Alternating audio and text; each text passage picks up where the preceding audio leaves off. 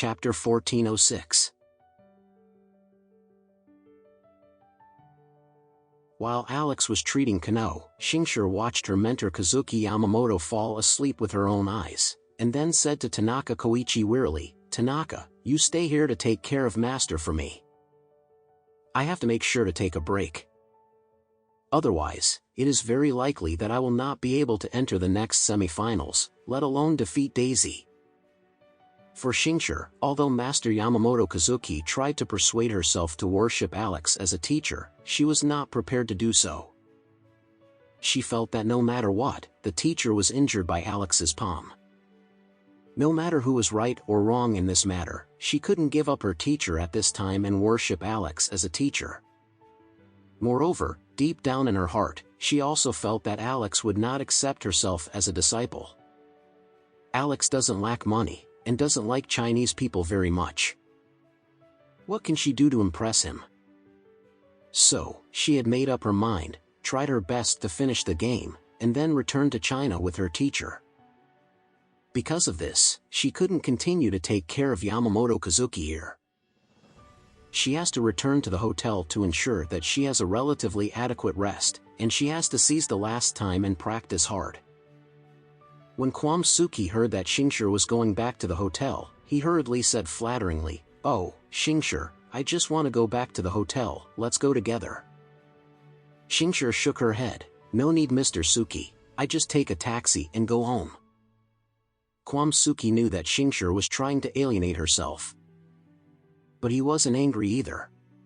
He had known for a long time that a Yamato Nadeko like Xingshi who was difficult to choose from 1,000 miles was not a target that could be conquered in a short time. Therefore, in order to please Xingshi, Kwamsuki decided to take the initiative to tell her a very valuable news. He said to Xingshi, "Miss Xingshi, let's go together. I happen to drive the car our branch bought in Oris Hill." After that, before Xingshi refused, he said again, "In fact, Mr. Yamamoto is not without medicine. I know that someone in this world can cure him." Really? Xingshi was excited for an instant, and blurted out, "Mr. Suki, are you kidding me? My master has no sense of it now, is there really anyone in this world who can cure him?" Kwamsuki said flatly, "Miss Xingshi, you must have heard of Japanese medicine, right?" "I've heard of it," Xingshi nodded and said, "but the Japanese medicine I remember seems to be not very good at treating major diseases.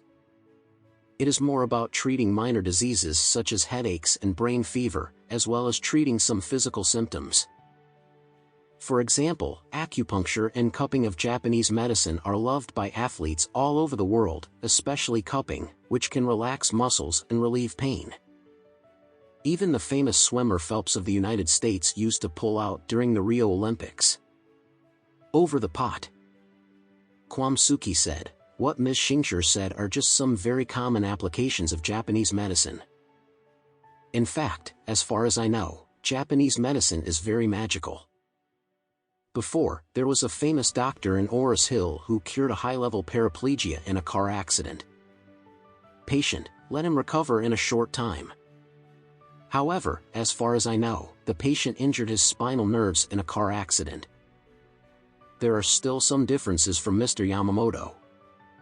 Xingshi blurted out and asked, "There are such amazing people in the world. Then ask Mr. Suki to tell me, which genius doctor actually has such a magical skill?"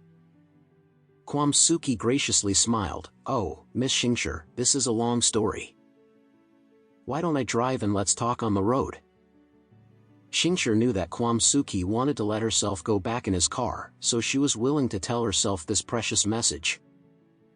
So she stopped insisting, nodded and said, "Okay, then it will be hard for Mr. Suki."